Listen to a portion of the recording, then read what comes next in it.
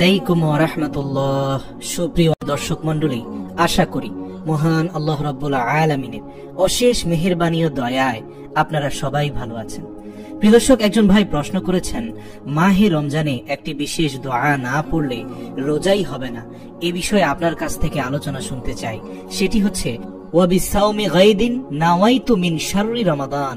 আসলে কি এই দোয়াটি ভোর রাত্রে না পড়লে রোজা হবে না? এটা কতটুকু সত্য?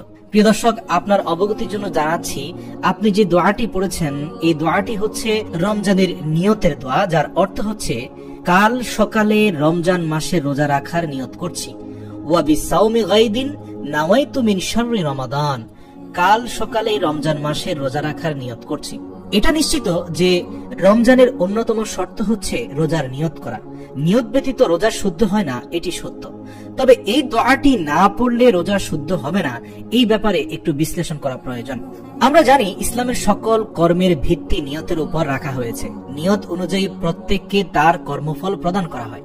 যেহেতু আল্লাহ তাআলা প্রত্যেকের অন্তরের খবর জানেন, তাই কে কোন নিয়তে পুণ্যকর্ম করেন তাকে তার নিয়ত অনুযায়ী পুরস্কার দেয়া হয়। মহানবী সাল্লাল্লাহু আলাইহি ওয়াসাল্লাম বলেছেন, ইন্নামাল আ'মালু বিন্নিয়াহ। মানুষের কর্মের ফল নিয়ত এবং ইচ্ছার উপর হয়ে থাকে। এজন্য কোনো ইবাদত বান্দিগি শুরু করার আগে ইসলামে সঠিক নিয়ত ও নেক ইচ্ছার শর্ত রয়েছে। যখন কোনো মুসলমান কোনো বিশেষ ইবাদতের নিয়ত করে আর তা আদায় করে, তখন তার সেই ইবাদত প্রকৃত অর্থে আদায় হবে। রোজা সম্পর্কেও বলা হয়েছে যে এর জন্য নিয়ত করা অত্যাবশ্যকীয়। সবচেয়ে উত্তম হলো রোজার জন্য মানুষ রাতে ঘুমানোর সময় ইচ্ছে ও নিয়ত করে ঘুমানো। এ বিষয়ে হাদিসে এসেছে, হযরত হুযায়ফা রাদিয়াল্লাহু তাআলা আনহু বর্ণনা করেন, হযরত নবী করিম সাল্লাল্লাহু আলাইহি ওয়াসাল্লাম বলেছেন, যে ব্যক্তি ফজরের পূর্বে রোজা রাখার নিয়ত না করে তার রোজা রাখা পূর্ণ হয় না। সেই অনুযায়ী এক অর্থে আপনার তথ্য সঠিক। এই দোয়া অবশ্যই পড়তে হবে। কিন্তু এখানে আরেকটি কথা রয়ে যায়, রোজার নিয়তের জন্য কোনো অর্থবোধক বাক্য পাঠ করা কিন্তু জরুরি নয়। যেমন ওয়া বিসাওমি গায়দি নাওয়াইতু মিন শাররি রমাদান। কাল সকালে রমজান মাসে রোজা রাখার নিয়ত করছি। মৌখিকভাবে এই দোয়া একেবারে আপনাকে পড়তেই হবে এমন কিন্তু নয়। আপনি যখন সেহরি খেতে উঠছেন, মনে মনে আপনি স্থির করে নিচ্ছেন যে আপনি আগামী কালকে সকাল থেকে রোজা পালন করতে যাচ্ছেন। এই মনোবাসনাই যথেষ্ট। এখন আপনি যদি আরবিতে অবিসাওমি গায়দিন নাওয়াইতু মিন শাররি রমাদান এটি নাও পড়েন, তাহলেও আপনার রোজা পালন হয়ে যাবে। আপনার রাসূল সাল্লাল্লাহু আলাইহি সাল্লামের দেখানো পথ অনুযায়ী আপনার নিয়তের আমল সম্পূর্ণ হয়ে যাবে, যদি আপনি মনে মনে ইরাদা করেন যে আপনি কাল সকাল থেকে রোজা রাখছেন।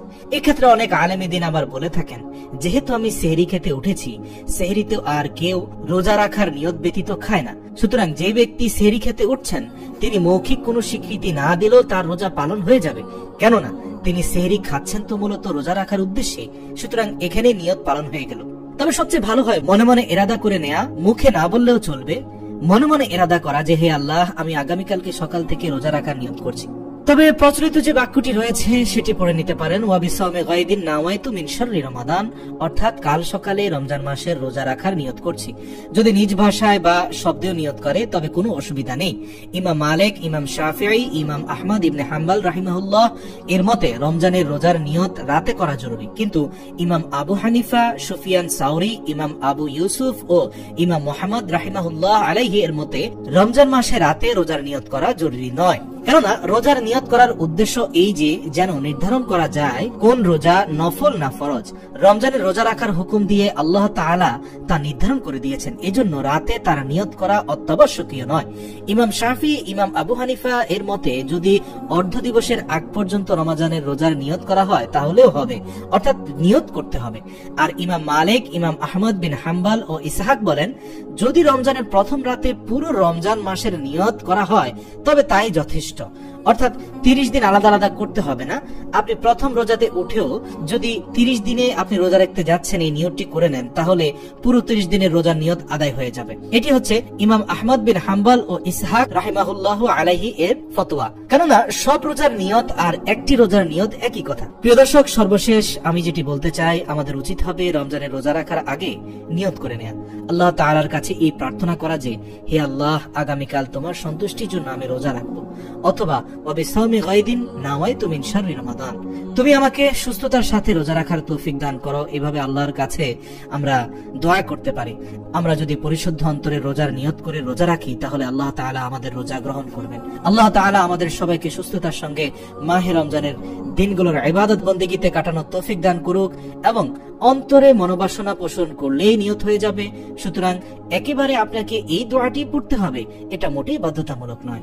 আল্লাহ আমাদের সহি বুঝ দান করুক।